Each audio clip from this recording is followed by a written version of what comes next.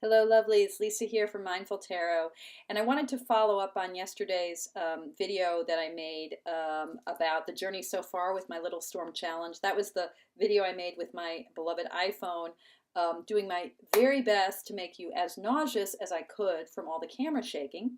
So I wanted to follow up on that, but I also, after I finished the video, I kind of had, as things will happen, I started to actually understand something that I had been saying throughout the video.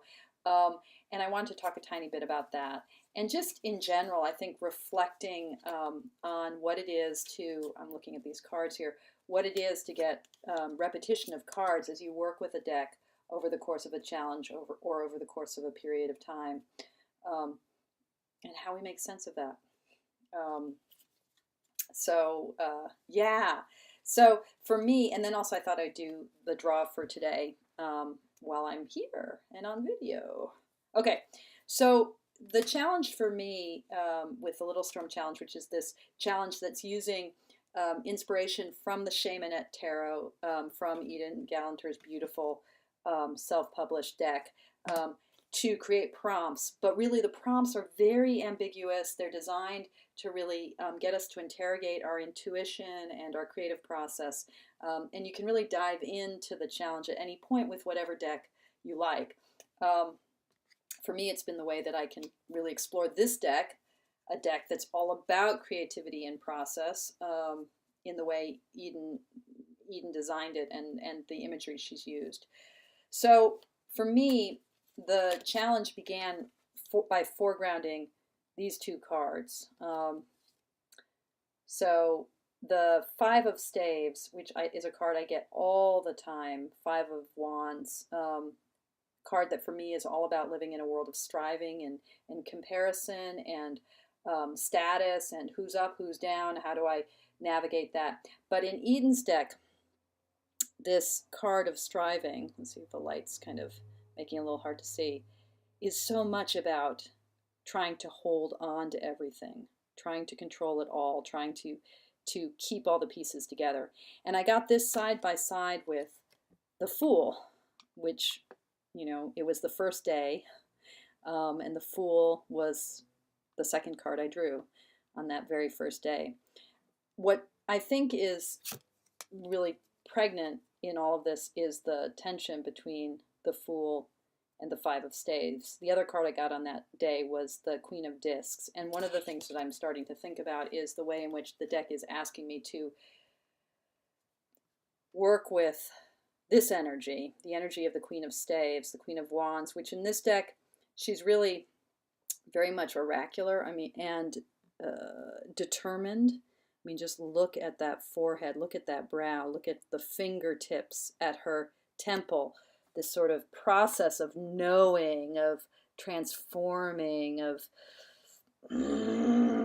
right? Force of will, so strong, and also kind of unyielding. I think part of this journey that this deck is helping me through this month is to think about how does this energy preclude a certain fluidity of the Fool, a fluidity that might be exactly what creative process is, so that, you know, I can kind of ossify and harden into the Queen of Staves. But maybe there's an invitation here toward a more abundant way of living, maybe the way of living of the Queen of Discs, that very first day, the card I drew.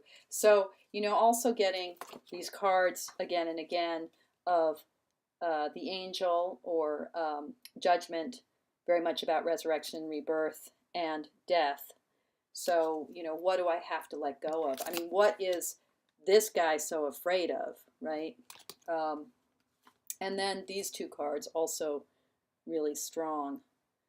The Lovers, which in this deck is just love, right?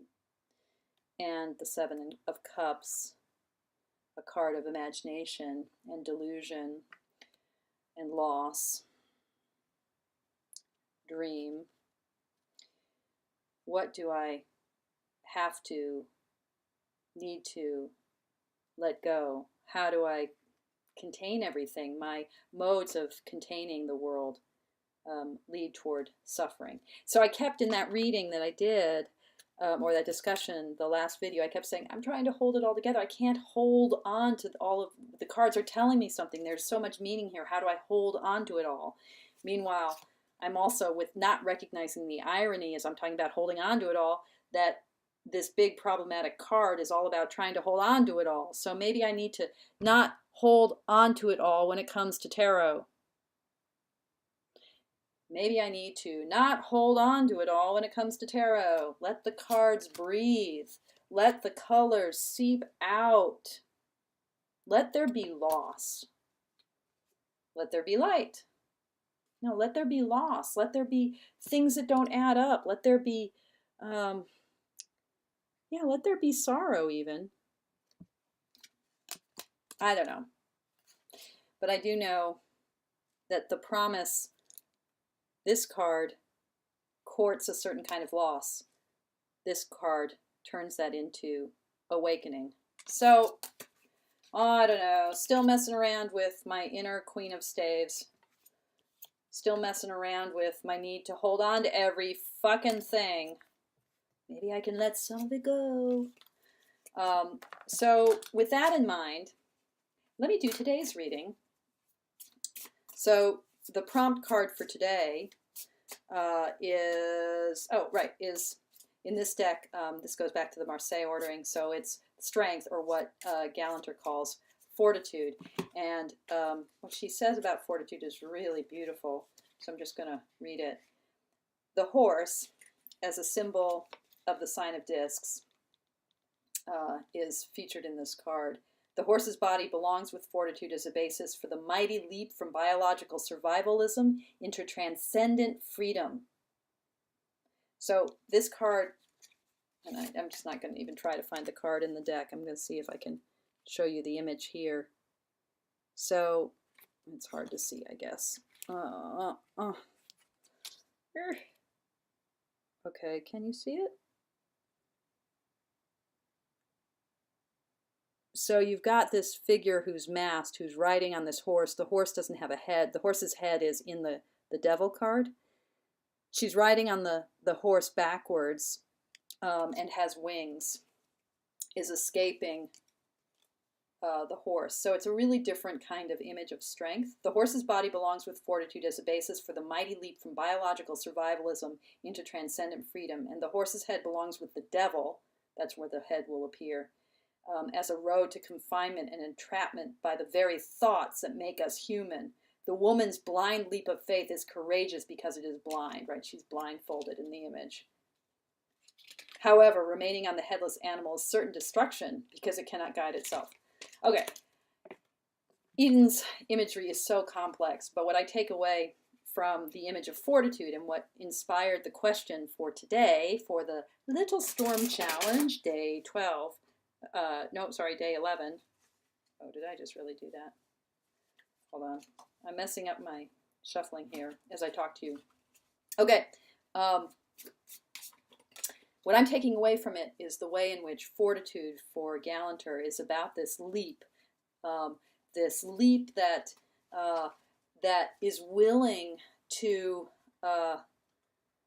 sort of leap beyond the biological, to leap beyond our sense of self-protection, to be able to risk this human body, this life, all the ways in which our fears are so grounded in our biology, in just self-preservation. So if you think about the way in which the traditional image of strength is about this kind of the woman's relationship to the lion, and so that sense of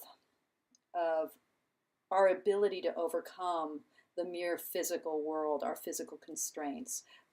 In Eden Gallanter's deck, it's not so much overcoming the physical, it's rather our ability, our willingness to leap beyond it, to not be so caught up in it.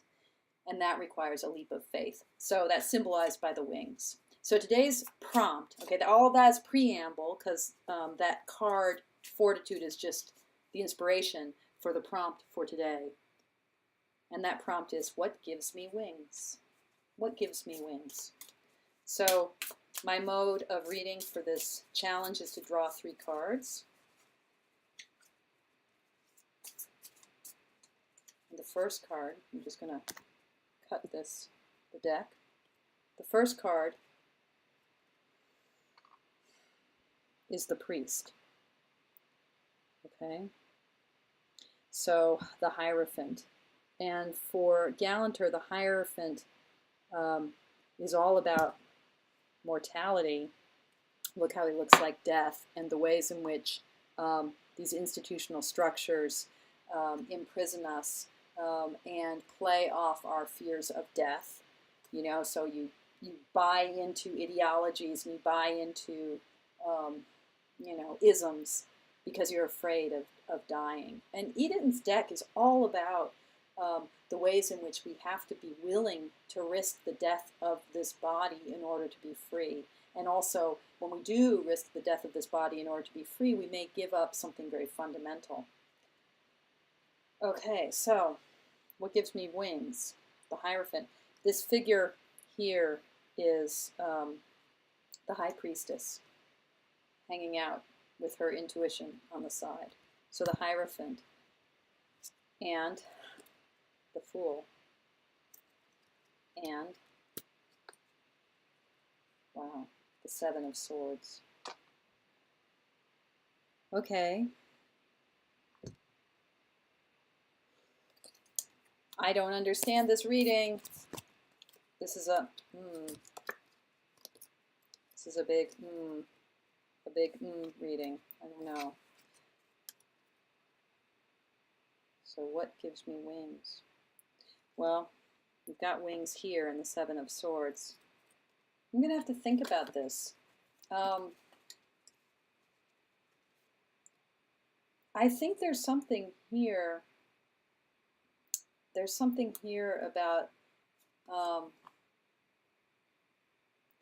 the ways in which I'm committed to institutions. You know, I'm involved in university life. I'm a Zen Buddhist. I'm very committed to my teacher and my lineage. And those traditions are incredibly important to me. And at the same time, they're constraining, inevitably. So the Fool, really, it's like, you know, again, balancing out forces here. The Fool's blank slate nature, really needing to balance out that. And then the 7 of Swords, you know, so the 7 of Swords in Eden's deck, it's not, there's betrayal, but there's also this, you know, for her, the moth is really a symbol of death. This isn't really theft. It's not the theft card from the Rider-Waite deck. And it's also not quite a Marseille card. Reading it intuitively in this context, I would say, again, you know, this sort of ability to put everything at risk. You know, a willingness to put it all on the line. I'll have to think some more about these cards. This deck is a deep one and a rich one. And her imagery is so complex. The imagery of the swords in this deck. I was just talking with someone or emailing with someone about this. So the 7 of Swords here.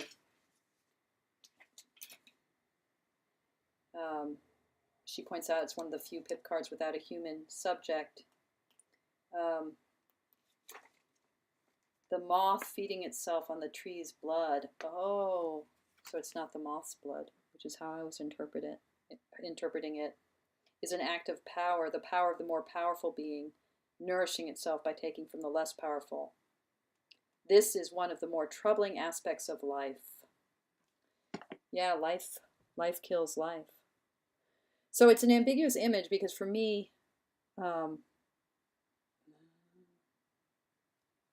the origin of that blood, I mean, I can see that it's coming from the tree if the trees are bleeding because of the swords, but it's dripping into the moth in a way that could also be the moth bleeding. And I think that that idea of life needs to nourish life. The weak are fed upon by the strong.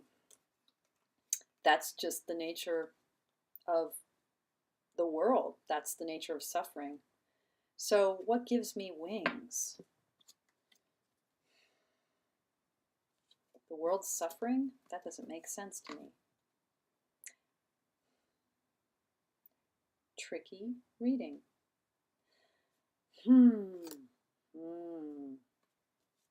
Yeah. Here you go, folks. Hierophant. Fool. Betrayal. How do we... If I think about fortitude as the ways in which we deal with our fear of death, we deal with our physical being, what's going to give me as a Buddhist wings is not an escape from that. I don't get to escape it. I don't get to escape it. I don't get to escape it. I just have to live down in it. Life sucks, as they say. But we Buddhists are happy about that. Ding! All right. I don't know if that made sense to anyone. It sort of moderately made sense to me, but there you go. Eden Gallanter's Cheimonette Tarot. Powerful, powerful freaking deck. Lots of juicy, bloody imagery. And I heartily, heartily, heartily encourage you to dip in and taste this Cheimonette, the challenge, the little storm challenge, and I'll put information below, and check me out on Instagram, and blessings to you all. I'm loving this community. Mwah. Good night all, or good morning, whenever you're watching me.